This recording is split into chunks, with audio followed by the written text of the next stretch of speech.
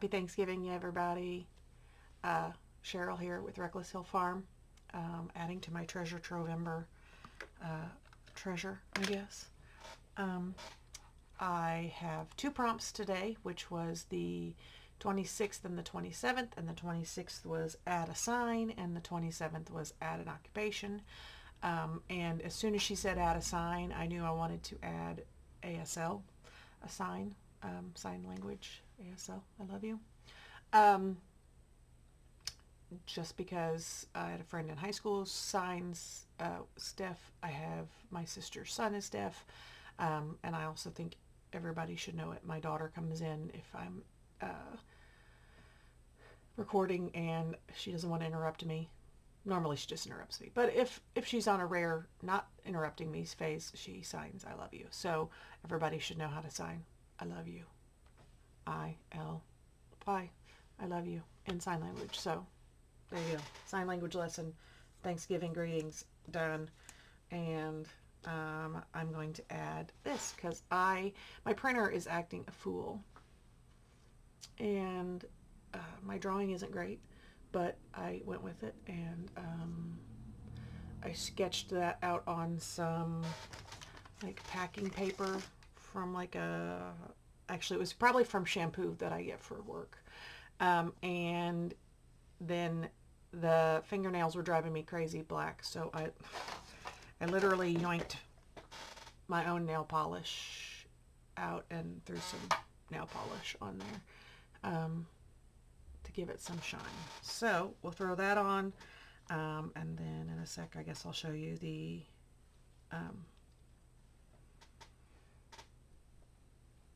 occupation I chose.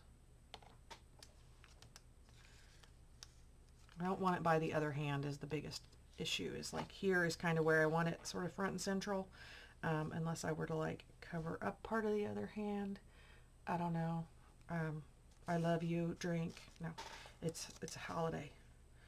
I would like it to be off the edge so I don't have to leave the weird end or cut the arm off, but I might anyway do it. Let's throw it there. So moment of silence for the rest of the arm. Of course, I mean, I just tore the paper anyway, so this is why I'm not your standard issue kind of artist, because this is, I wouldn't say it's my best effort at drawing. Like, I can sketch a little bit, but drawing, not my thing.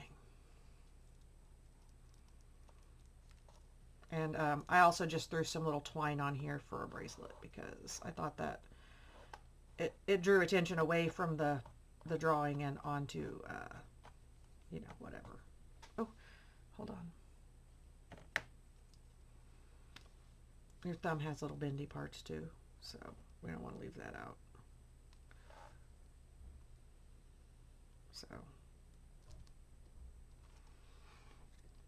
there we go. Nothing exciting, people. I considered doing it in a bright color so it was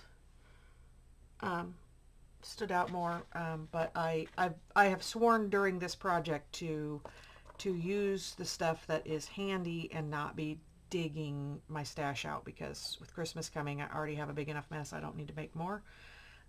So then for occupation I had that Venice, where I got this Venice map book was out, so I used this, and I did not cut it very square because I just cut it right out the middle of that magazine.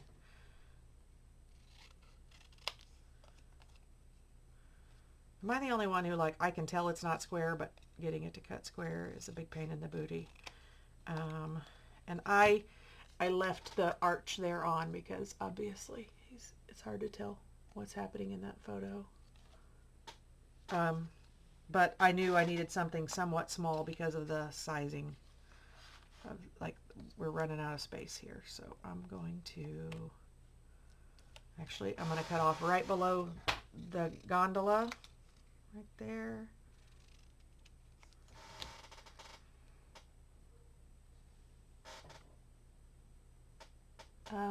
I like it there, except for that this little square is here. Oh, I wish I was live so you guys could yell things at me. There we go. So when you're doing something that all of the pieces are squares, you don't notice that you're putting two squares on the same side, that close proximity. But I sure did then.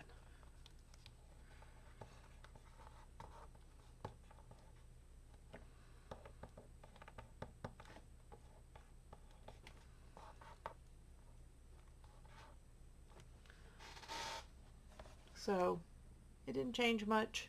I think that's kind of the cool thing about this challenge is it's not changing a heap every day, but then when you look at it, you know, we've gotten a art piece now. So wishing you the happiest of days. I'm going to finish making this into a card for my mother and father-in-law, and I will see you guys later. I hope if you're spending time with people today, they're people that you adore. If you're not spending time with people you adore, I hope that you find a way to sneak onto YouTube and hang out with us. So have a great one, guys. Bye.